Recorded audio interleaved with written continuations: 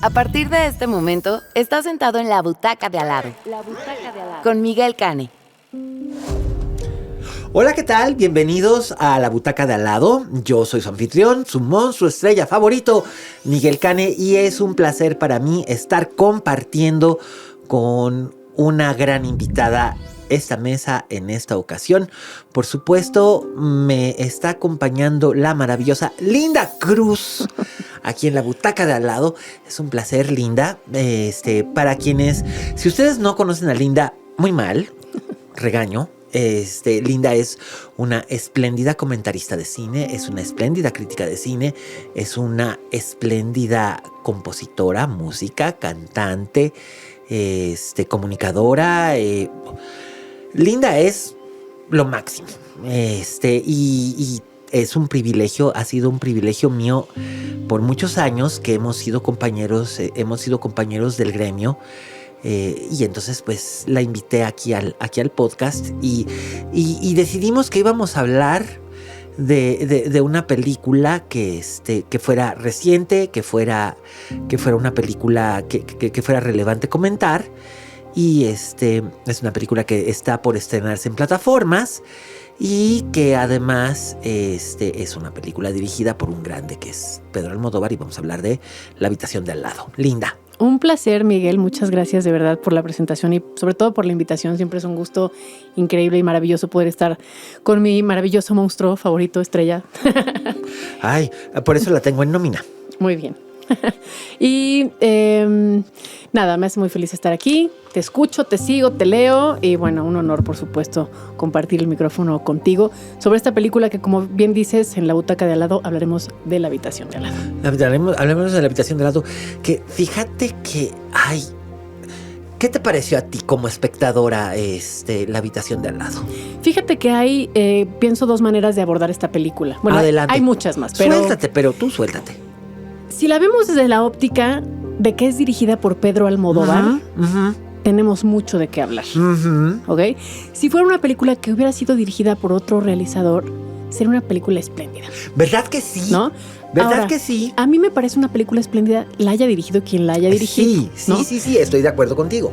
Es una adaptación también de un libro. Sí, lo sé, y sé que es un libro difícil. No lo he leído, pero porque es un libro medio difícil de conseguir, pero Goodreads me ayudó. Leí los comentarios. Es un libro difícil de leer por su temática. Claro, bueno, el tema de la eutanasia no es un tema fácil. No es un tema fácil. Se habla poco y se habla con muchas reservas al respecto, porque de la muerte no se habla lisa y llanamente como pienso que se debería de hablar, ¿no? Y esta película es un buen ejemplo para ello. Ha tenido una corrida breve en cines, como bien dices, llega próximamente a plataformas, y por supuesto, ya desde el elenco, que es una dupla espléndida compuesta por Tilda Swinton y Julianne Moore, ya eso se antoja. Más Pedro Almodóvar, ¿por qué no habría que ver una película así? Estoy de acuerdo, que es, como tú decías ahorita, si hubiera sido dirigida por cualquiera, hubiera sido una gran película, y de hecho es una muy buena película. Pero yo siento que para hacer una película de Almodóvar, no sé, yo sentí que esta no era una película de Almodóvar. O sea, en el sentido de, pienso en el Almodóvar que nos dio Todo sobre mi madre, que nos dio La ley del deseo, que nos dio Mujeres al borde de un ataque de nervios, que nos dio Volver, que nos dio La piel que habito. La piel que habito. La piel también. que habito, sí. Que nos dio, bueno, hasta Julieta. Que yo tuve problemas con Julieta en el sentido de que sentía que Julieta era como que se reprimía mucho Almodóvar en algunos aspectos, y en otros como que me metía temas que no tenían que ver realmente con los relatos de Alice Munro que estaba adaptando. Pero bueno, entiendo cómo es Almodóvar. O incluso Dolor y Gloria, que mucha gente lo considera la última gran película de Almodóvar. Yo siento que en realidad Dolor y Gloria es como el ajuste de cuentas de Almodóvar consigo mismo, y también siento como que se quedó un poco corto, pero entiendo que en esta realidad en la que vivimos, en este tiempo en el que vivimos, Almodóvar no puede darse el lujo de hacer salvajadas como las que hacía en los años 80. Bueno, desgraciadamente, como bien dices, estamos en un momento en el cual todo es altamente cuestionable. Hay muchas películas que vemos ahorita que dices, es que sería imposible hacer una película así el día de hoy, ¿no? Looking for Mr. Goodbar, la de Richard Brooks de los años 70, que la acaban de restaurar en 4K y es una gran película que estuvo perdida por mucho tiempo. Es imposible que se haga hoy en día porque básicamente lo que dirían es que el personaje de Diane Keaton, o sea, la película está hecha como para mostrar que el personaje de Diane Keaton provoca lo que le sucede. Claro. Pero es que está basada en un hecho real y eso fue lo que sucedió. Pero hoy en día no podemos, sería insensible mostrar algo semejante. Y te estoy dando un ejemplo de millones, ¿no? Ahora, creo que en el cuerpo de trabajo de Almodóvar sí hay muchas cosas que sí se podrían hacer en la actualidad. Lo que pasa es que también me parece triste el que un director que tiene una carrera tan consolidada y tan característica, un de verdad cine de autor, que no pueda darse el lujo de buscar otras cosas y otros caminos. Creo que también, como espectadores, no debemos de ser tan crueles, porque hay una necesidad también creativa de explorar otro mundo, ¿no? Vemos a un Almodóvar en esta película, en La habitación de al lado, mucho más mesurado, mucho más incluso contemplativo, me atrevería a decir. Sí. ¿No? Sin esta histeria y sin esta intensidad. Que claro, la intensidad está en la sutileza y en el silencio de la película, que me parece brillantemente bien manejado. Vemos a Almodóvar en el color de la escenografía, de la dirección de arte, en el manejo de la música.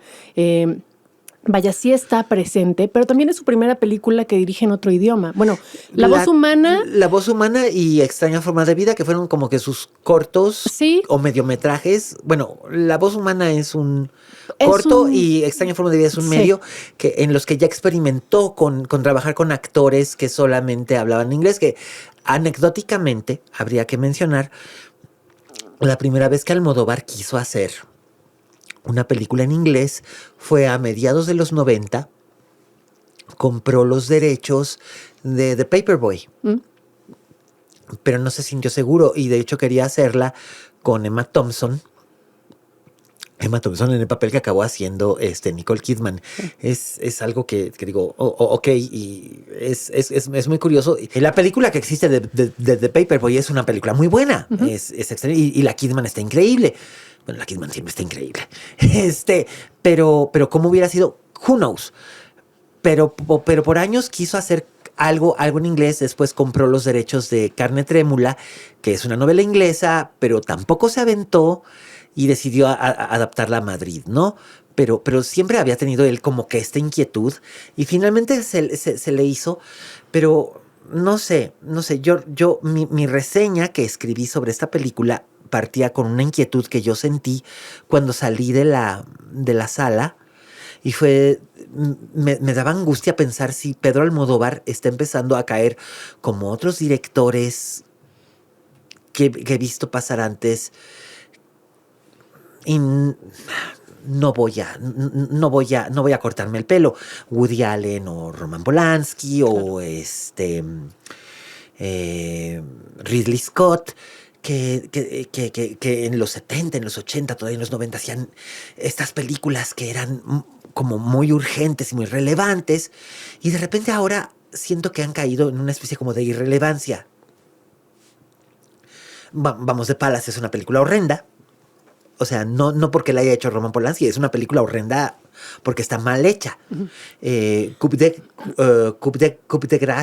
Grace es una película que está bien, pero no es una película que yo diría una buena película de Woody Allen. Es una buena película de un un buen director, pero no es una buena película de Woody Allen. O lo que decíamos, La habitación de al lado es una película espléndida para otro director, pero siento que me faltó. ¿Pero por qué para otro director? Esa es mi pregunta. Ahora, Almodóvar tiene películas como Los amantes pasajeros. ¡Ay, Dios! Que me parece atroz. Es atroz, pero esa se nota que la hizo para recuperar el dinero que había perdido con la hermosísima, pero estoy de acuerdo que es complicada. Es hermosísima, pero complicada y difícil de querer La piel que habito. Claro. Porque la gente reaccionó a La piel que habito de una forma muy adversa a lo que él esperaba.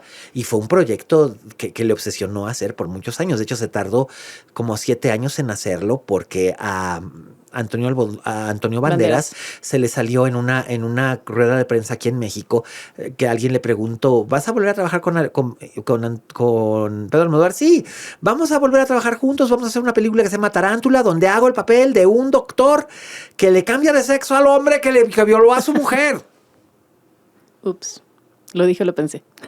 Sí, entonces por eso se tardó tantos años, pero en ese inter fue cuando hizo Volver, que es una maravilla. Claro. Pero esa es mi pregunta, o sea, sí. Alguien que de repente nadie tiene la mala educación es una muy mala película también. Pero tiene su público, pero a mí me parece una muy mala película. Pero siento que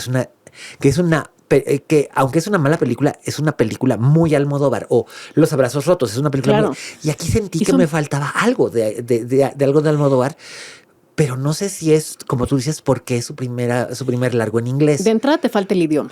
¿Sabes que lo sentí como si estuviera traducido? Pues está traducido. La gente no habla así. O sea, la gente, tú conoces gente estadounidense, yo conozco gente estadounidense. Mal que nos pese, conocemos más o menos cómo habla la gente en Nueva York. No hablan así. ¿A qué te refieres con que no hablan así? No usan esa estructura.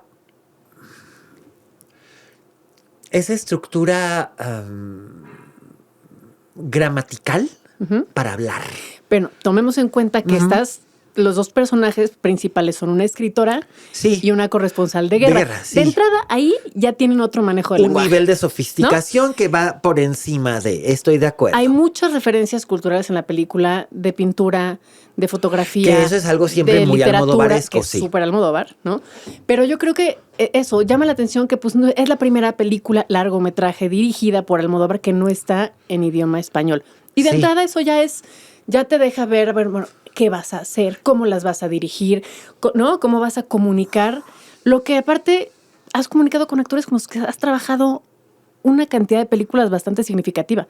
Con Tilda Swinton apenas hizo La Voz Humana y es la primera vez que trabaja con Julianne Moore. Sí. Y ellas dos me parecen unas actrices con un rango espectacular. Extraordinarias. Además, son probablemente dos de las más extraordinarias actrices además son coetáneas. ¿Sí? Las dos son del mismo año. Y son, me parecen de su rango, de las más extraordinarias. Y no sé, hubo momentos en los que sentí que sí se estaba controlando demasiado Almodóvar en la dirección, o que quizás era demasiado preciosista para querer hacerlo. Pero luego dije, bueno, es la señora, es su pastel. Sí. Y entonces Almodóvar puede hacer con su pastel lo que le dé la gana y adornarlo como quiera, porque es suyo. Y le ha costado mucho trabajo llegar a hacer esto.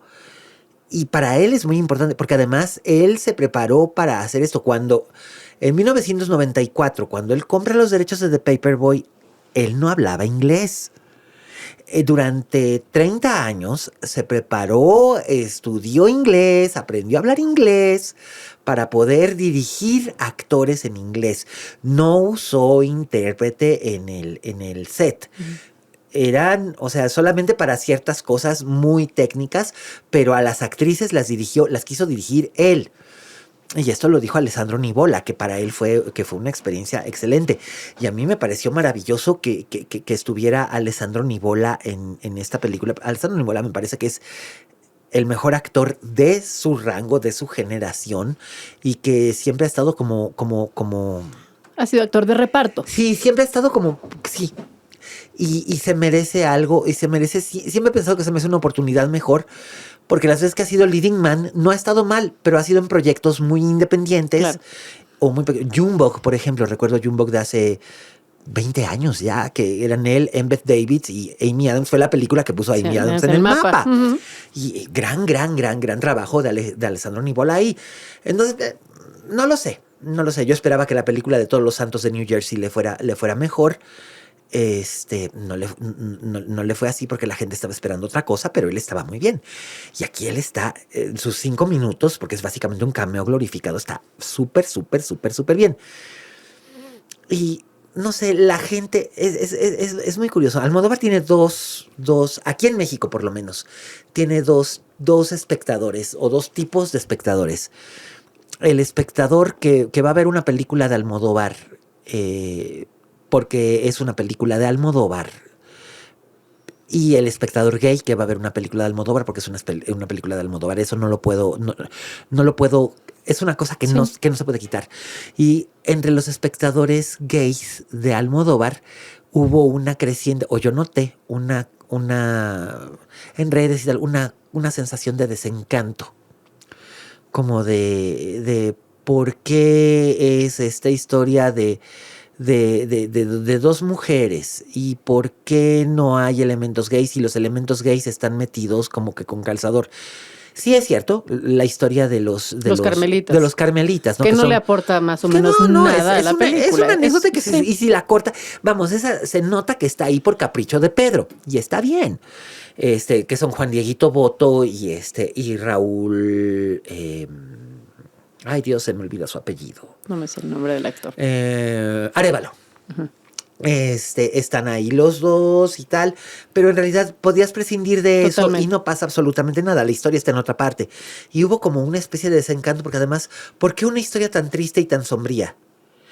Yo siento que estas historias más humanas, más sombrías, que lo notamos desde Dolor y Gloria, uh-huh, le interesan más a Pedro Almodóvar. Yo no sé qué opines tú, porque él también ya está acercándose a un punto en su vida en el que tiene que tener en consideración su cuerpo, su edad y su salud. Y creo que él sí está muy consciente de ello, de maneras en las que no estaba tan consciente cuando era más joven y hacía estas cosas que eran más intrépidas. Por supuesto, creo que tienes toda la razón y ahí está el argumento, ¿no? Tenías un Almodóvar joven que le tocó vivir la movida madrileña y española a full. De hecho, ¿no? Fue uno de sus protagonistas. Por supuesto, ¿no? Alguien que te digo, estos personajes siempre cargados de una intensidad, de una histeria, de una pasión desmesurada. Sí. Y acá vemos a un director que está contando una historia muy profunda. Sí. Con temas muy delicados. Claro, es una reflexión sobre la dignidad y la muerte. Sí. ¿No? Alguien que está desahuciado y que quiere morir dignamente cuando él, en este caso ella, lo decida. Sí, ¿no? Que además es algo que es muy importante ponerlo sobre la mesa, porque incluso en la vida real, no quiero decir que la vida en el cine no sea una vida real, pero sabes a lo que me refiero, no como espectador, sino en una comida de domingo tú dices, en el momento en el que yo pierda facultades o en el momento en el que yo sepa que ya no voy a vivir, yo quiero hacer esto o quiero que me ayuden a hacer esto porque no pienso vivir pegado a una máquina o no pienso vivir en estas circunstancias, como sea, quiero morir con dignidad. Dios sabe que yo lo he hecho y ha provocado unas reacciones sumamente encontradas y adversas. Lo mismo ha habido gente que me dice, sí, yo te ayudo. No sé cómo te ayudo, pero te ayudo. Y seguimos luchando porque se haga ley para que como en otros países se pueda ejercer el derecho a morir dignamente, ¿no? Claro. Pero hay otras gentes que dicen, es que cómo te atreves, es que entonces entendí perfectamente. Curiosamente, esta película me hizo pensar en un momento dado en dos películas que curiosamente se estrenaron hace 20 años y que compitieron ambas por premios Oscar y que fueron muy divisivas con la crítica. Estoy hablándote, tú te acuerdas, de Mar Adentro de Alejandro Amenábar y La Nena del Millón, claro, de Clint Eastwood.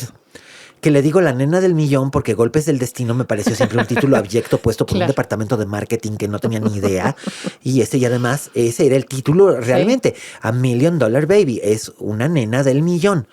Y es esto, ¿no? Él ya no puede seguir viviendo y quiere morir. Como yo que te quiero, te puedo ayudar. Y me hizo pensar mucho esto, ¿no? Y digo, en este sentido, Tilda Swinton, Martha Hunt, es ella, digamos que tiene, finalmente no sería una corresponsal de guerra si no tuviera esta valentía, ¿no? para poder emprender lo que quiere y meterse. Que hubo gente que, por ejemplo, me preguntaba, es que lo trata de un modo tan superficial Almodóvar, como de que debe haber leído que en algún lado existe una cosa llamada el dark web y dijo, oh, esto suena fascinante. No lo dudo, no creo que Almodóvar se haya metido a hacer un research muy, muy, muy, muy profundo sobre lo que fuera la dark web, porque todo tiene un límite hasta la temeridad de Almodóvar. Claro. Pero de que hizo un research sobre la eutanasia, yo estoy seguro de que sí. Y ahí está el humor de Almodóvar.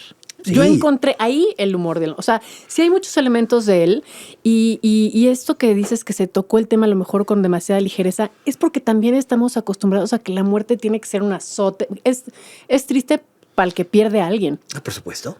¿No? O sea, realmente los que sufren son los que pierden a alguien. O sea, a mí me resonó mucho la película porque justo el año pasado perdí a una de mis amigas más cercanas, una amiga que padeció un cáncer de seno brutal. Yo sé. Y yo también la quería mucho. Y tuve la oportunidad de platicar con ella, con Verónica, acerca del tema y de las cosas que luego se tocan con mucho cuidado y que no se dicen y uno tiene miedo de decir la palabra cáncer y uno tiene miedo de decir la palabra muerte y uno tiene miedo a expresar cómo te sientes porque hay mucho miedo de que ella suceda, la ¿no? última vez que tuve ocasión de hablar con ella y todo, a la hora de despedirme, me dice, pero me abrazas. Porque ya me iba y me acerqué, nada más acercarme y me dice, no, abrázame. Tú siempre me abrazas. Le digo, pero todo mundo me ve como si tuviera miedo de que me fuera a romper, chingao. Claro. No, abrázame. Y entonces la abracé. Sí. Y siento que ella estaba feliz de sentirse abrazada precisamente por eso. Y pensé, qué curioso, yo también pensé en Verónica viendo esta película. Y curioso. ¿Sabes qué? Y es una posibilidad, o sea, claramente cuando alguien enfrenta un cáncer, hay unas altas posibilidades de que la muerte llegue, ¿no? Gracias a eso. Sí. Y esta cosa de que el que tiene el cáncer es un guerrero. O sea, la gente, perdón, con todo respeto, de que cuando se lo hay digan. un enfermo, cuando alguien se muere, hay una capacidad interminable de decir estupideces a los deudos, al enfermo, o sea, yo creo que precisamente por este nerviosismo de no saber qué decir, de no saber cómo reaccionar. Uno nunca sabe cómo va a reaccionar. Uno nunca está preparado para perder a alguien. Uno nunca está listo para despedirse y dar un último beso y saber que la vida va a ser distinta sin la persona que se va, ¿no? Por supuesto. En el caso de la película, volviendo a Almodóvar, pensando en que él está, como decías, en una edad en la cual ya tiene siente un pasitos número en la azotea, pues sí. muy finito de trabajos por entregar. Sí. ¿Sabes? Y lo sabe. Y si quiere contar una historia al respecto, y si quiere cambiar de técnica, y si quiere cambiar de tono. Y a estas alturas del poema puede hacer lo que se le dé la gana. Fucking Almodóvar, ¿no? Como te dije, es la señora y es su pastel. Claro. Ahora, ¿qué esperaría uno? Pues esta cosa desgarradora y entonces la música y tal. Ay, no, ya lo hizo con Madres Paralelas o Lesbianas Instantáneas, como yo le digo, que no le fue muy bien con la crítica precisamente por eso, porque quiso hacer una mezcla de entre las historias que a él le apasionaban, sus historias de mujeres que siempre le apasionan, con un comentario social sobre la memoria, sobre la memoria que han tratado de borrar la derecha española desde el gobierno y tratar de rescatar a los desaparecidos de la guerra civil. Y aparte, ¿dónde voy a meter el tono gay? Ah, ya sé, van a tener un affair lésbico. Sí. Entendí que era lo que estaba tratando de hacer Pedro Almodóvar, pero no le salió muy bien, se le notaron las costuras y el pastel se le cayó un poco, pero no deja de ser una película de Almodóvar. Ahora bien, esta película es infinitamente superior a Madres Paralelas, por mucho. Pero por mucho, mucho. Ahora, la energía y la capacidad actoral que tienen actrices como Tilda Swinton y Julianne Moore, la tiene también cualquier actriz española, pero claro. Sí hay una cosa nata. Sí. ¿No? De tu cine, de lo que has vivido, de lo que has visto desde que eres pequeño, que ya pasa de manera semiautomática, digamos, porque está en tu piel, está en tu ADN, ¿no? O sea, es lo mismo, si tú te pones a ver las películas, las gringadas, churreras, palomeras más grandes, le salen bien la mayoría, porque están ahí.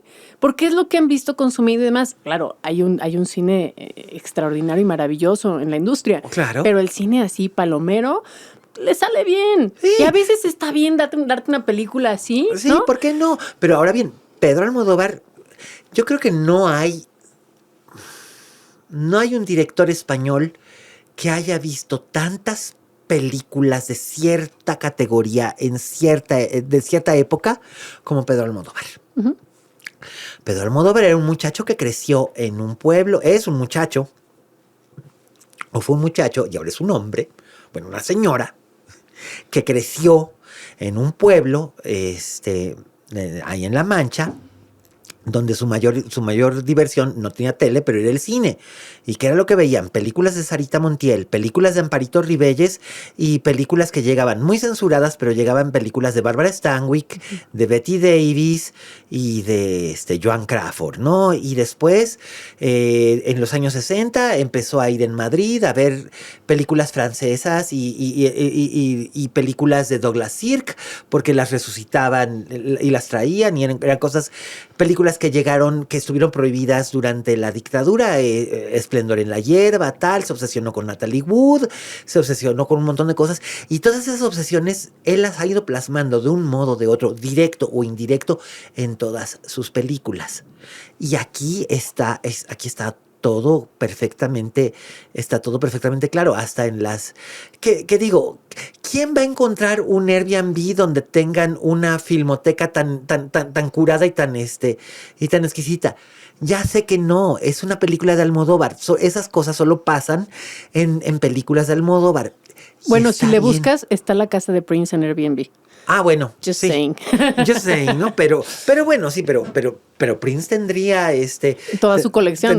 Tendría películas de Visconti en que es lo que ven, ¿no? Claro. Entonces, mira, no importa. Realmente no importa. Yo creo que Almodóvar sí se da el lujo. Yo sí sentí que le faltaba en algún momento dado, no sé, sentí como que estaba contando la historia de un modo tan controlado, especialmente cuando son las partes de Julianne Moore. Exacto, creo que ahí, por ejemplo, si tienes dos personajes centrales y ya, porque los demás son, como dices, cameos o son nada más suspiros para desarrollar. Para desarrollar, ¿no? para avanzar la trama. No es pareja la manera en la cual se abordan los dos personajes. Está mucho más enfocado en el personaje de Ingrid, de Tilda Swinton, de Martha, perdón, que en el de Ingrid, el de Julianne Moore. Sí. El de ella está mucho más en la superficie. Menos desarrollado. ¿no? Mucho menos desarrollado.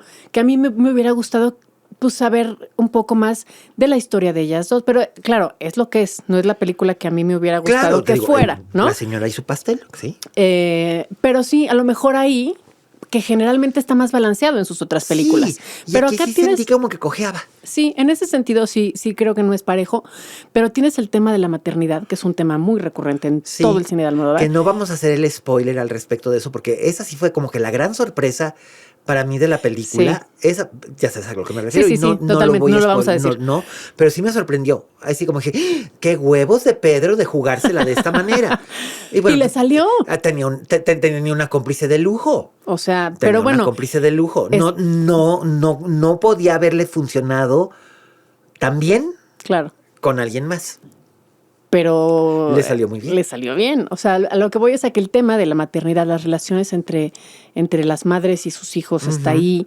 Las relaciones, la manera en la que conoce tan finamente la naturaleza femenina, que está implícita en muchos momentos en la película, en muchas sutilezas y en muchos detalles, a pesar de que tienes dos personajes, sobre todo el de Martha, que pues es una mujer mucho más fuerte, más echada para adelante, sí, ¿no? Con mucho más experiencia, con mucho mundo, que le ha tocado ver, precisamente por su oficio per se, cosas bastante abrumadoras. Atroces, y son lo que te va forjando. Y lo vas viendo en cada conversación, en los gestos y eso, que sí, creo que es mucho más flojo el personaje de Julianne Moore, el personaje de Ingrid, ¿no? Sí, que ostensiblemente es... Ostensiblemente, entiendo que Almodóvar se inspiró parcialmente en Joan Didion para escribir el personaje o al menos el oficio del personaje o a lo que se dedica el personaje de Ingrid, pero está como corto. O sea, sí, todo esto escribir sobre la muerte, escribir sobre su vida misma, hacer novelas de autoficción. Sí, pero como que a la hora de la verdad... Es tibio el personaje. Es tibio el personaje. E incluso el propio Almodóvar le juega las contras al personaje porque nos está prometiendo que el personaje va a jugar un cierto rol en la historia. Es la persona que va a estar en la habitación de al lado. Y a la hora de la hora, a través del personaje de Marta, decide que, pues no, fíjate que no, que siempre no. Entonces, no lo sé. Son ciertas cosas que si no hubieran sido... Ahora sí que la piedra que encontramos, ¿no? Si hubiera sido otro director u otra directora, tal vez no hubiera dicho, ¿por qué me estás jugando estas contras? No te lo cuestiono. Pero a Pedro sí se lo cuestiono por el hecho de que no se va por las ramas. No se va por las ramas. No. Y en esta ocasión sí. Sí, estoy de acuerdo. Así como que, ¿qué pasó, Pedro? Sí. Pero es bellísima. La película es bellísima. La fotografía es maravillosa. Obviamente el diseño de arte muy Almodóvar, muy colorido, ¿no? Uh-huh. Y me gusta justo el contraste que usa con la paleta de colores en el personaje de Martha, quien es esta mujer que está desahuciada, que está siempre viste con colores vivos, es vida. Rojos, amarillos. Exacto. Ese contraste que es muy característico de Almodóvar sigue ahí, ¿no? Ahora, de repente vemos un elemento, un personaje como a John Turturro, ¿no? Sí, que me extrañó. O sea, entiendo que debe ser un actor que le fascina a Almodóvar para haberle escrito el personaje a medida y haberlo invitado a hacer la película, porque sé que le hizo el personaje a medida a Turturro. Porque, no sé, yo hubiera... A lo mejor estoy pecando de frívolo y me puedes decir frívolo, pero yo pensando en Pedro hubiera puesto, no sé, ya usó a Pedro Pascal y a Ethan Hawke, que además es algo que que una película de vaqueros en la que Ethan Hawke es el activo y Pedro Pascal es el pasivo, oh, come on, solamente en el mundo de Almodóvar, ¿no? No sé, hubiera puesto, no sé, a Pedro Pascal o hubiera puesto a algún, no sé, algún actor que hubiera sido, no sé, si Warren Beatty todavía siguiera actuando y fuera unos años más joven, tal vez Almodóvar hubiera buscado a Warren Beatty, porque sé que él lo obsesionaba cuando era más joven. No lo sé, pero me gustó mucho el trabajo de Turturro. Sí, que es breve también, pero sí, es muy sólido igual que los demás. Y es clave, porque es el que dice, pero es que esto... Tú dijiste que sí, pero no tienes ni la más pajolera idea de qué es lo que... ¿A qué te estás echando? ¿A qué te estás echando? Sí. Te voy a explicar, ven, que es algo que... Ahí saltó mi amiga la feminista, que, claro, necesitaba un personaje hombre para que le hiciera mansplaining. ¿Pero quién llegó? La abogada. Sí, exacto. Entonces... No pasa absolutamente nada. Además, era más factible que él supiera esta clase de cosas porque, pues, finalmente ella es un personaje mucho más protegido y era lógico que ella no tuviera mucha idea de esta clase de cosas. Pero él que ya venía de una experiencia de haber escrito en revistas, de haber sido periodista, de haber dado clases durante 2 años, tenía un bagaje que sí le permitió, a mí sí me pareció un poco lógico. Pero es que ¿por qué le hace el mansplaining? Porque queda implícita que hay una relación. Claro, entre ambos. De largo plazo entre Ingrid, que han tenido sus idas y vueltas. Amantes de idas y vueltas muchas veces. Y se siente. Y hay una química entre Moore y Turturro que también estaba presente en Gloria Bell, por ejemplo. Claro, totalmente, sí. ¿Y a quién le confías algo así? ¿En quién confías para externar, pues, tus miedos, tus inquietudes, ¿no? De a lo que te vas a enfrentar. Alguien con quien has compartido plática de almohada. Exacto. Entonces, a mí eso me pareció muy actual y me gustó mucho el trabajo de Turturro, que también es esta mirada catastrofista, contemporánea, ¿no? Del mundo está hecho una mierda. Y Marta está haciendo lo que está haciendo porque tiene que hacerlo, porque de otro modo que bla, bla. O sea, él está aceptando algo porque Ingrid todavía tiene la esperanza de que el tratamiento de Marta funcione y Marta no tenga que hacer lo que quiere hacer. Claro. Ahora, fíjate, a mí me pasaron 2 cosas con la película. Uh-huh. Una, el personaje de Alessandro Nivola, Ujú. ¿qué hubiera pasado si lo hubieras intercambiado por el de Turturro? Uy, hubiera sido mucho más, hubiera sido muy impactante Turturro como Como el el policía. policía católico pro vida. Claro. Sí. Y Nivola como el amante más joven y Le hubiera- además Nivola hasta como ese policía odioso está sexy. Sí. Entonces, pues imagínate. Acá bueno, no sé, eso me llamó la atención. Y por otro lado, me gustaría ver una obra de teatro. Es fácilmente adaptable Sí, al teatro. sí, yo también lo pensé. Yo también, vaya que lo pensé y dije, ¿por qué me miras así? No creas que le voy a escribir a Pedro para decirle, hola tío Pedro, Ya le tienes que decir Peter porque ya dirige en inglés. sí, querido tía Peter. 2 puntos. No. Bueno, pero sí, no es absolutamente nada malo. Y lo más probable es que a lo mejor él mismo lo haga.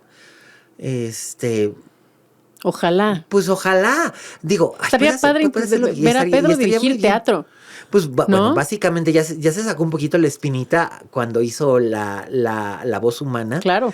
Que básicamente desde...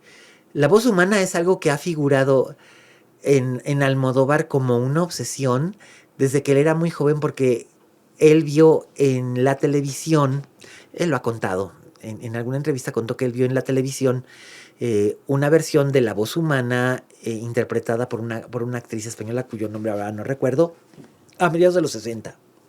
Luego vio una versión que se hizo para la BBC con Ingrid Bergman. ¿Tú la viste?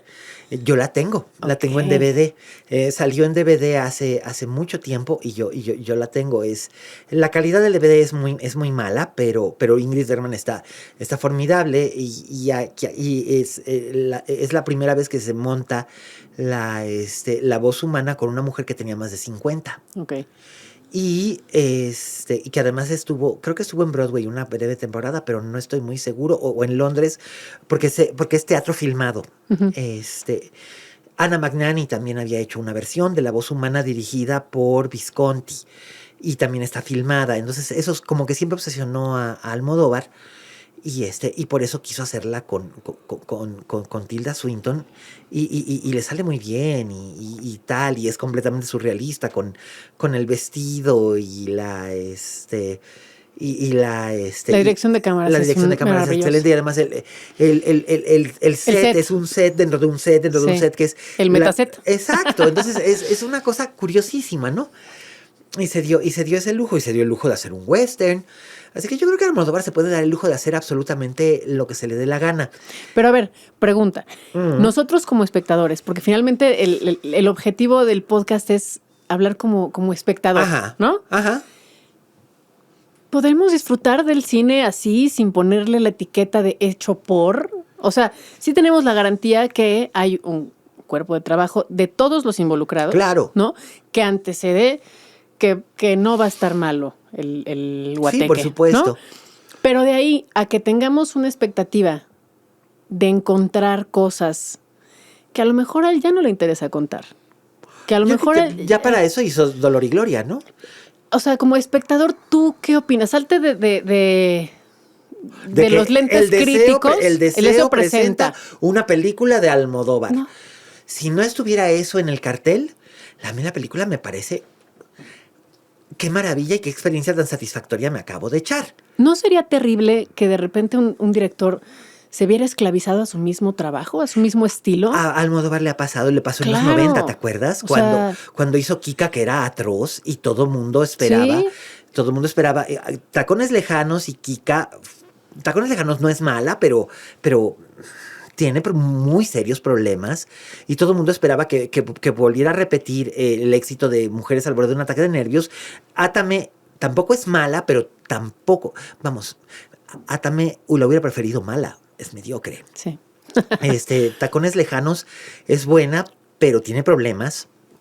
Kika es atroz y es hasta que hace La Flor de mi secreto que como que vuelve como que a encontrar su voz y hace Todo sobre mi madre, que es una maravilla.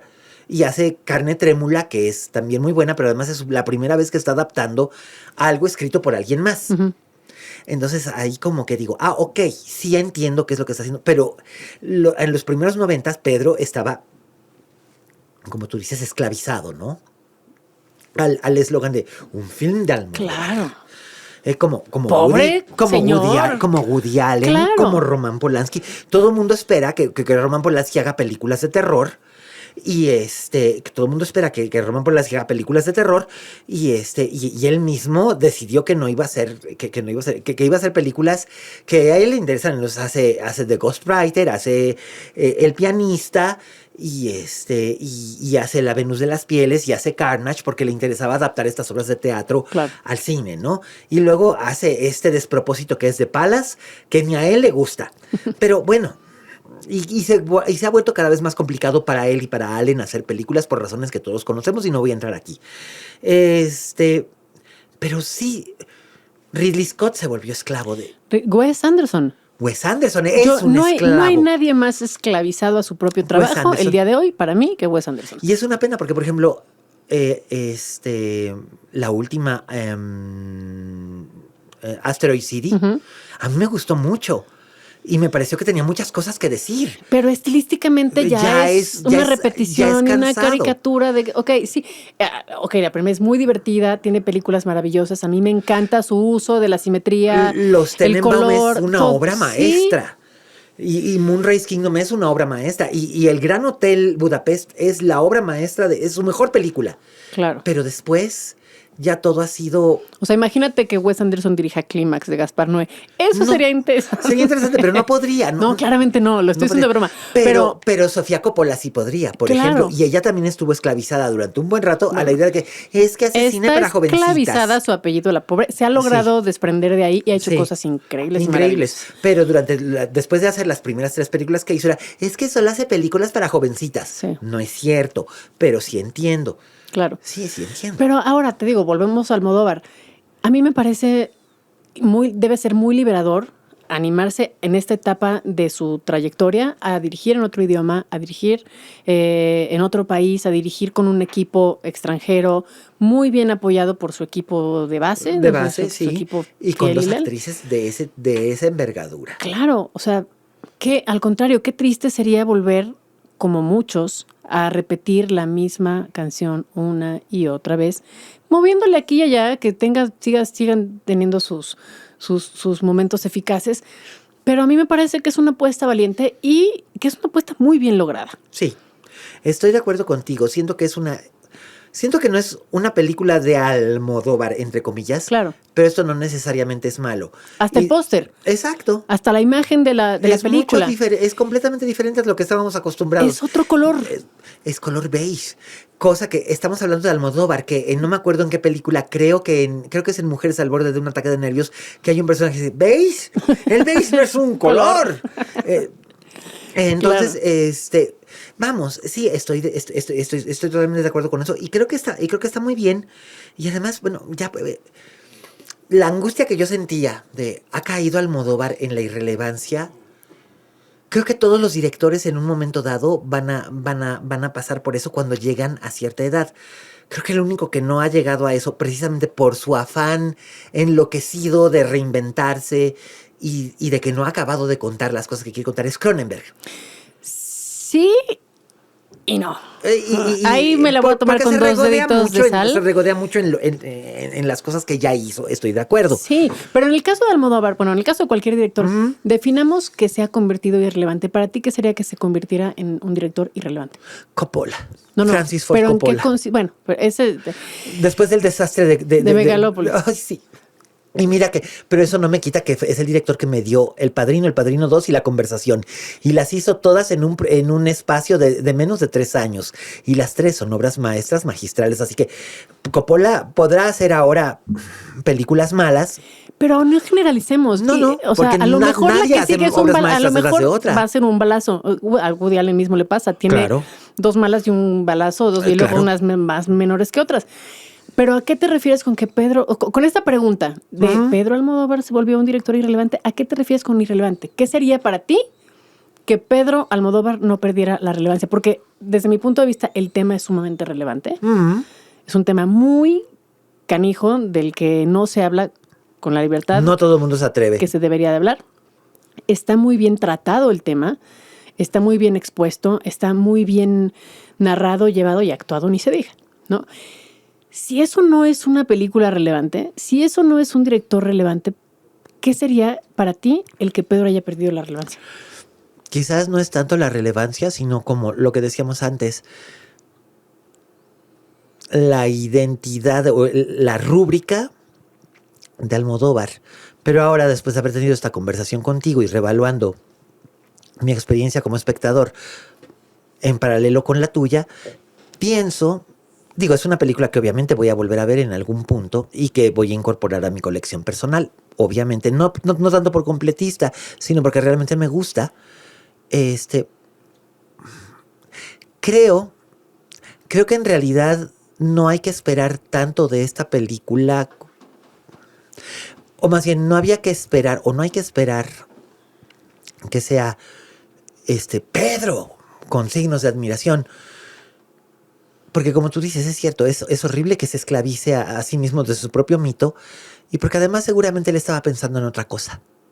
Y somos nosotros los que finalmente esperábamos algo y en realidad no habría que tener expectativas de ello. Claro, fíjate, a mí por ejemplo me pasó con Guillermo del Toro y La Cumbre Escarlata, Ajá. que le fue como en feria la película. Y a mí me parece un peliculón. A mí también, pero claro, pero eso fue cuando yo le dije que me mandaron a entrevistarlo a los estudios Universal, que le dije, ¿cómo les vendiste esto, no? Y le dije, porque esto es Rebeca con Dragon Week, les dije, pues eso, les dije, va a ser una película de Deborah Kerr, pero a lo bestia. Y la hice por la señora que llevo dentro. Le dije, ay, Guillermo. Y me dice, pues sí, estas películas las veía yo con mi mamá. Y Guillermo y no le dijiste gordo, porque me choca que le digan el gordo. No, yo le dije, Guillermo, ¿cuál es la onda, no? Y él me dijo, estas películas las veía yo con mi mamá, con doña Lupe, y me encantaban, y me encantaba Rebeca, y todas estas películas sobre las mansiones, claro, y las heroínas en peligro, y cómo ellas salían solitas adelante, y en realidad no necesitaban un hombre. El hombre llegaba en el último rollo, pero ya cuando llegaban, ya ella ya había resuelto su problema. Dije, sí, me parece perfecto. A la película le fue bastante mal porque, entre otras cosas, lo obligaron a meter esta escena de peleas estilo Tarantino para el clímax, porque finalmente el público que va a ver películas de Guillermo del Toro suelen ser habitualmente fanboys o muchachitos. Y la marketearon como una película de terror, que no es una película de terror. Es un melodrama gótico súper exagerado y es un romance. Sí. Es una historia de amor enfermizo. Pero le fue mal en la crítica. Sí. A él creo que, no conozco muy bien su historia personal, pero creo que le costó una depresión importante. Sí, se sintió mal, ¿no? Porque él estaba encantado con ella y se sintió incomprendido. Claro, entonces te digo, es también qué quería el director en ese momento, qué quería decir, sí, qué tan satisfecho te quedas tú de tu trabajo y cuando lo avientas al mundo pasan cosas que ni te esperabas. A Almodóvar le pasó con Julieta. A Emilia Pérez le pasa. A Emilia Pérez, sí, ¿no? Por ejemplo. O sea, yo no creo que se hayan imaginado el alcance que iba a tener esta película, ¿no? Con todas las características que tiene. La polarización que iba a generar. Yo, por ejemplo, soy detractor y a mí incluso me acusaron en su momento de encabezar una oscura campaña en su contra. Ni oscura ni campaña. Yo solamente di mi opinión y yo sentí que era una película excesiva e irresponsable. Pero era mi opinión. Y estamos hablando de que a mí odiar, por ejemplo, Un Profeta, me encanta. Claro. Y me parece una obra maestra y una película magistral. Entonces, pero si tú sueltas tu obra, ya está sujeta a la interpretación del mundo y de quien sea. Y la lectura que se le puede dar del otro lado es muy distinta. Ahora, exacto. Te digo, el traer el collar de es obra de fulano de tal, pues también debe ser muy benéfico para muchas cosas, pero también debe ser muy pesado para otras. Muy catastrófico y pesado, así es. Pero bueno, ya hablamos de La habitación de al lado. Estamos empatados. Linda es defensora. Yo era medio detractor, pero ahora me paso al bando de Linda.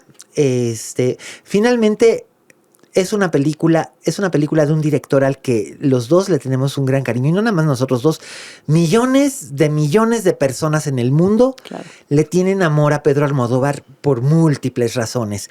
Y si se ha vuelto una señora un poco regañona, Pues todos nos vamos volviendo conservadores y yo regañones. Ya soy una señora regañona, ¿qué te puedo decir? Yo también soy una señora regañona. Yo siempre fui una señora regañona en cierta forma. Así que está bien, de todos modos es algo que se tiene que ver ahora, véanlo en la plataforma Netflix, que es donde se va a donde se va a estrenar, y también Warner Brothers la va a sacar en físico, en Blu-ray. Así que vale la pena porque además el Blu-ray va a traer algunos extras que va a ser interesante ver cómo Pedro trabajó con estas actrices y cómo trabajó por primera vez ya un largometraje en Estados Unidos en todo lo que fue cuestión de locaciones, porque los interiores sí se filmaron en Madrid, pero todo lo demás y sí fue a Nueva York a hacer tomas del Parque Central en el otoño, y le quedó de veras chulo de bonito. Y Linda, qué placer tenerte, y espero que no sea la última vez que vienes. Pues cuando me invites aquí estaré, que yo soy muy feliz de encontrar cualquier pretexto para sentarme a conversar contigo. Me parece magnífico.